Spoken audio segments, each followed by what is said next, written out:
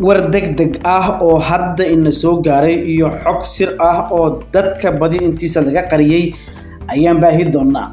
xiisadda Doolow waxa ay yeelatay weji kale oo yaab leh. ciidankii Axmed Madoobe waa la daadgureeyay, haddaba halkee ayaa loo qaaday? gobolka Gedo waxa uu noqday colaad mahure, waxaana sabab u ah beesha Mareexan. 10 qodob oo xasaasi ah iyo xog lama filaan ah ayaan halkan ku qaadaa dhigi doonaa. gudoomiyihii degmada Doolow ee xabsiga la dhigay ay ciidamada Itoobiya sii daayeen. abaabul dagaal oo xoogan ayaa ka soconaya guud ahaan gobolka. Axmed Madoobe waxa uu dhaqaale xad dhaaf ah ku bixinaya hal arin. waxa kale barnaamijkeena qayb ka noqonaya khilaaf xoogan oo durba ka dhex curtay madaxweyne Xasan Sheekh Maxamuud iyo lafta gareen. kala shaki soo ifbaxaya ayaan baahi doonaa. soo dhawaada daawadayaal, qodobadaas ayaan barnaamijkeenan ku baahin doonaa oo aad ka bogan doontaa. haddii aad nagu cusub tahay nagu soo biro ka mid noqo daawadayaasha iyo saaxiibada nagu xiran. like-tu muhiim ayay u tahay muuqaalkeena ee ha hilmaamin, si share gari oo saaxiibada la wadaag. hagaag aynu ku bilowno. degmada Doolow ee gobolka Gedo oo maalmihii la soo dhaafay ay ka taagneed xiisad xoogan oo u dhaxaysa ciidamada taabacsan maamulka Axmed Madoobe ee fadhigiisu yahay magaalada Kismaayo iyo dowladda federaalka ee Soomaaliya ayaa hadda xiisadaasi waxa ay noqotay mid weji kala bixisay kadib markii ay soo farageliyeen ciidamada Itoobiyaanka ee ku sugan aagga degmadaasi. ciidanka Itoobiya ayaa waxa ay hore ugu amreen maamulka Axmed Madoobe ee jooga Doolow in ay wareejiyaan xarumaha maamulka iyo garoonka diyaaradaha ee Doolow, halkaana la geli doono gacanta dowladda federaalka ee Soomaaliya, kaas oo ahaa heshiis hore loogu gaaray magaalada Addis Ababa ee caasimadda dalka Itoobiya, kaas oo ay soo wada gaareen madaxweynaha Jamhuuriyadda Federaalka ee Soomaaliya Mudane Xasan Sheekh Maxamuud iyo wasaaraha dalka Itoobiya Abiy Ahmed Cali.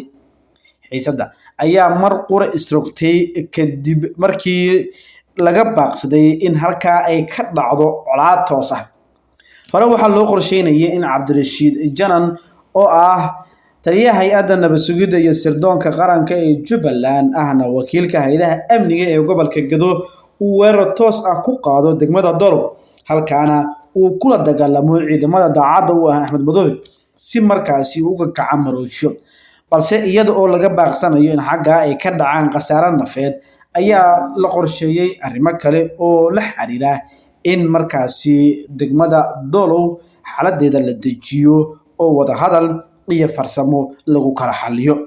arrintan ayay filla Soomaaliya kaga gol leedahay in aan loo qaadan in meel walba oo gobolka ah ay awood ciidan iyo sidoo kale mid dhaqaale ku muuquniso. weji kale ayay hadda bixisay oo waxaa laga baaqsaday in halkaa uu ka dhaco dagaal toos ah oo gacan ka hadal ah, waxaana dib loo joojiyay ciidamadii daacadda u ahaa Cabdirashiid Janan, taliyaha hay'adda nabad sugidda iyo sirdoonka qaranka ee Jubbaland ahna wakiilka hay'adaha amniga. ciidankii Axmed Madoobe ee joogay Doolow ayaa laga daadgureeyay iyaga oo intooda badan loo qaaday xadka dalka Kenya, halkaa oo laga gudbiyay qayb kalena dhanka Itoobiya ayay u gudbayaan. arrintan ayaa ujeedkoodu waxa uu yahay in ciidamadaas iyo kuwa dowladda ee halka imaanaya aysan isku dhicin. Itoobiyaanka halkaa jooga ayaa mas'uul looga dhigay in uu kala daadgureeyo Soomaalida aqliga alla ka maray ee isku haysata dhulkooda. ciidanka Itoobiya ayaa fulinaya tallaabooyinkan door ah, amarkaasna waxa uu ka yimid dhanka Addis Ababa. tani waxa ay noqotay mid markaasi in muddo ahba dadka Soomaaliyeed ay ka naxsanaayeen oo ay la filayay in ay dhici doonto. haddaba gobolka Gedo waxa uu noqday meel xaaladiisu ay tahay mid aan nagi ahayn taariikh ahaan. haddaba maxaan ka ognahay gobolkan? Gedo waa mid ka mid ah 6 gobol ee ku yaal koonfurta Soomaaliya, inkasta oo maamulka Jubbaland uu hadda maamulo. waxa uu xarun u ah magaalada Garbaharey, halka magaalooyinka kale ee waaweyn ay yihiin Baardheere, Luuq, Doolow, Beled Xaawo iyo sidoo kale Ceelwaq.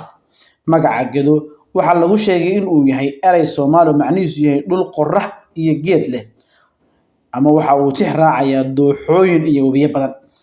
qarnigii 19aad ilaa iyo bilowgii 20aad qarnigii 19aad dhulka Gedo waxaa deganaa beelaha Soomaaliyeed ee xoolo dhaqatada gaar ahaan Mareexan oo qayb ka ah beelaha Daarood.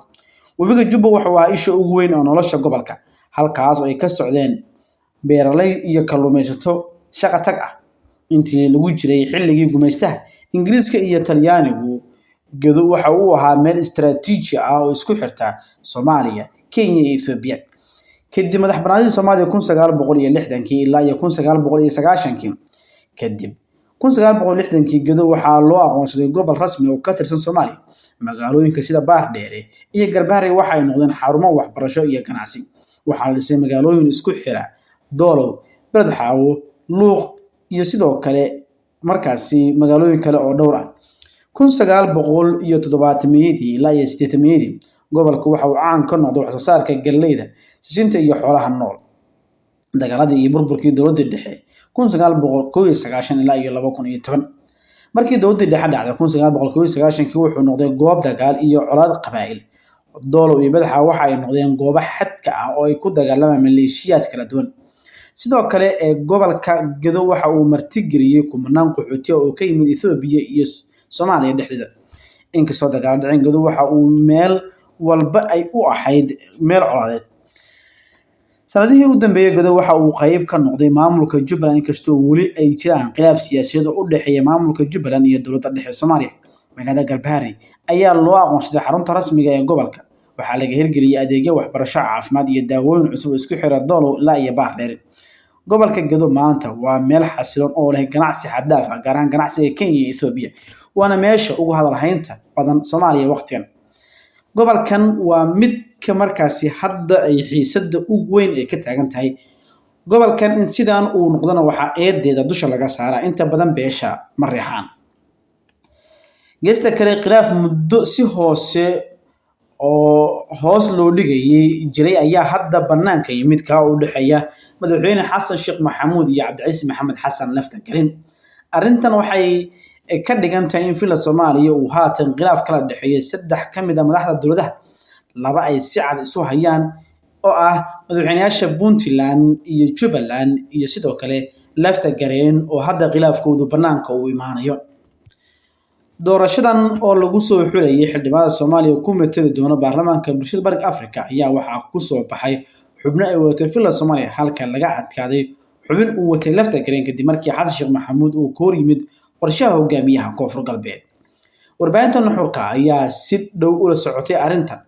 Madaxtooyada federaalka ayaa rumaysay in Koonfur Galbeed uu isbahaysi iyo heshiis sir ah la galay wasaarihii hore Soomaaliya Cabdi Faarax Shirdoon Saacid oo u taagan madaxweynaha Jamhuuriyadda Federaalka. Tani waxay imaanaysaa iyada oo Laftagelin uu horey u ballan qaaday in Xasan Sheekh Maxamuud uu ka taageeri doono doorashada, balse kooxda Xasan ayaa hadda tuhmaysa in lagu wado khiyaano siyaasadeed. Laftagelin ayaa la aaminsan yahay in uu rumaysan yahay in Saacid uu leeyahay rajo sare, taas oo ah in uu meel sare ka soo saari karayo. Sagaalkii xildhibaan ee loo xulay baarlamaanka bulshada Bariga Afrika, intooda badan hanaanka ayaa markaasi uu noqday mid bannaanka laga keeno, balse xiisad siyaasadeed ayay arrintan Koonfur Galbeed ka keentay. Madaxweynaha Koonfur Galbeed wuxuu kursiga u rabay siyaasi dhalinyaro ah oo lagu magacaabo Cali Cabdinuur, balse waxa uu tartan adag kala kulmay Abuukar Cabdi Cusmaan Mardaadi oo ah aqoonyahan iyo siyaasi ruucada ah, isla markaana si toos ah ugu xiran madaxtooyada Soomaaliya. Labada nin ayaa isku deegaan ah, ha yeeshee waxaa kala wadatay Villa Soomaaliya iyo Koonfur Galbeed.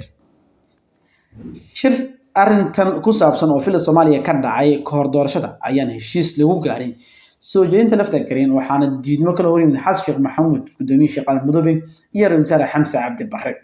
Tartanka kursigan ayaa loo arkaa bilowga khilaaf laba dhinac ah u dhexeeyay oo soo xoogaysanayay muddooyinkii ugu dambeeyay. Xiisadda waxaa sii hurinaya in Xasan Sheekh Maxamuud uu ku saf noqday siyaasiyiin mucaarad ku ah Laftagelin oo ku jiro ururkiisa JSB oo uu ka mid yahay Xuseen Sheekh Maxamuud Xuseen oo horey u ahaa agaasimaha madaxtooyada Soomaaliya, haatan ah musharax u taagan qabashada xilka madaxweyne ee Koonfur Galbeed. Iyada oo muddo xileedka Xasan Sheekh Maxamuud ay ka harsan tahay kaliya 6 bilood, waxaa la filan karo ayaa ah kaliya in khilaafyo la dabooli jiray ay hadda bannaanka imaanayaan, iyo sidoo kale isbahaysi sir ah oo si hoose loo muujinayo muddooyinka ugu dambeeyay. Arrimahan ayaa dhammaantood waxay bannaanka imaanayaan iyadoo hadda lagu guda jiro u diyaargarowga ugu dambeeyay ee doorasho oo dalku uu aadayo. Arrintanna waa mid soo ifbaxda markii la gaaro waqtiyadan oo kale. Daawada aragtida waa inoo muhiim haddii aad nagu cusub tahay nagu soo biir.